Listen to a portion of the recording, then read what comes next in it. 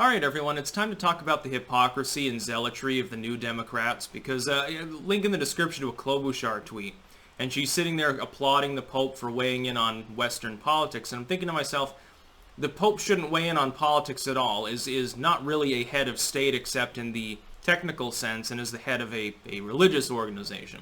It's very funny to see Democrats embrace that, and also to embrace the idea of censoring people who criticize Islam, which they have. They have a big problem with Charlie Hebdo. They don't like to air their grievances too transparently because it makes them look like they're embracing religious extremism, which they do. They have a problem with, lack of gay rights or women's rights, but they never really talk about that. Third waivers and all these other leftists, they're not willing to talk about human rights abuses in other countries. It's just like people who say, well, workers' rights, workers' rights. No, they don't have a problem with doing that on an iPhone that was created by a 12-year-old over in China working 12-hour shifts 7 days a week. They don't have a problem with that. It's convenient. Opportunistic consumerists, every single one of these leftists. They're Starbucks Marxists. That's my term for them.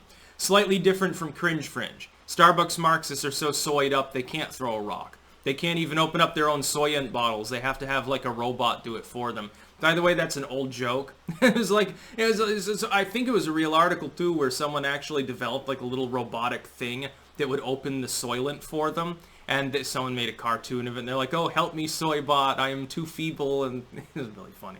Anyway, the Pope, the Catholic Pope, because of course anyone could declare themselves to be, came out and was like, well, denouncing nationalism and denouncing the everyman for himself mentality. Oh, it'll lead to terrible things, worse than the pandemic. The Catholic Church should be one to speak about this. The Catholic Church at this point is a business entity anyway. Religions, sometimes they're founded on genuine spirituality, but then over time it dwindles and they just become money-making endeavors. The Catholic Church is like Exhibit A on this particular subject. The Catholic Church basically manages businesses and properties around the world in partnership with criminal elements and siphons money out of it, while pretending to be a genuine religious organization. That's what the Vatican is. Now, there are offshoot groups that have similar beliefs, but they don't hold to that same sort of corporate structure, which is literally what it is. It's basically a tax-exempt corporation. Didn't they own a gay bathhouse in Italy? The building in which it was leased, they owned a gay bathhouse and they were making money off it. Don't they own, and I believe this is true, I believe that the parent publisher that makes the Satanic Bible is actually co-owned by the Vatican, if I remember correctly. You can fact check that, but I'm pretty sure it's actually a true claim. Somebody get Snopes on that one. All sorts of weird stuff, and for the Pope to come out, and basically in a roundabout way, he's condemning Trump, essentially, with his nationalism contents. And probably Brexit and other things too, because he wants liberals to give him more money. Of course, that's what it really, at the end of the day, is about. It's about money and power.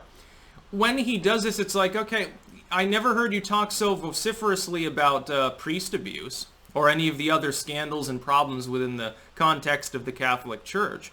None of these things seem to be discussed fairly regularly, and by the way, the legacy media gives them a pass on these things. Like, the last time I heard anything significant was like 6 years ago. In Minnesota, they had a scandal where they had documents of, I think, hundreds of cases of priest abuse in certain dioceses there.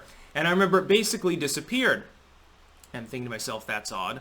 You'd think that, the corporate media were cutthroats after them in the 2000s over the scandals that happened then. By the way, Cardinal Ratzinger, who became Pope, at the time was the one tasked with the task force to look into it, doing butt-fuck nothing. Why do you think they retired him from public life? I'm sure it wasn't entirely his call, so that now he just sits in the Vatican in the back room like a dirty secret. Why do you think that Ratzinger's back there the way he is? They don't want him speaking to the public. They certainly don't want him taking off-the-cuff questions from reporters. The legacy media, since Trump has been elected, because the Pope weighed in the first election, there's like, oh, well, I think we should build bridges instead of walls. Except the big wall around the Vatican. That one's fine, of course. They loved it. They said, oh, well, this is great. He's the Pope, so he's, this heroic figure, and not just the head of a mafioso organization, which is what he actually is.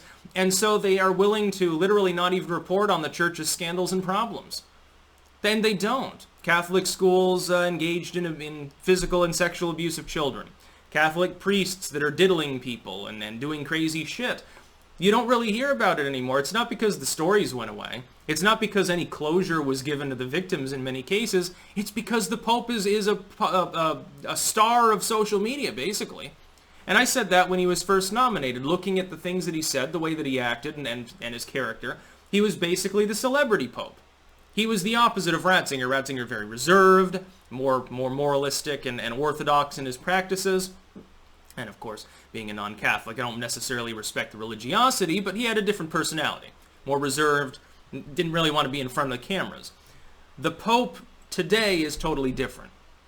And he gets a pass because he's willing to come out during elections and say, well, nationalism is bad. Well, why don't you qualify that and talk about what fucking kind of nationalism you're talking about? And Trump's not even really a nationalist, he's a populist.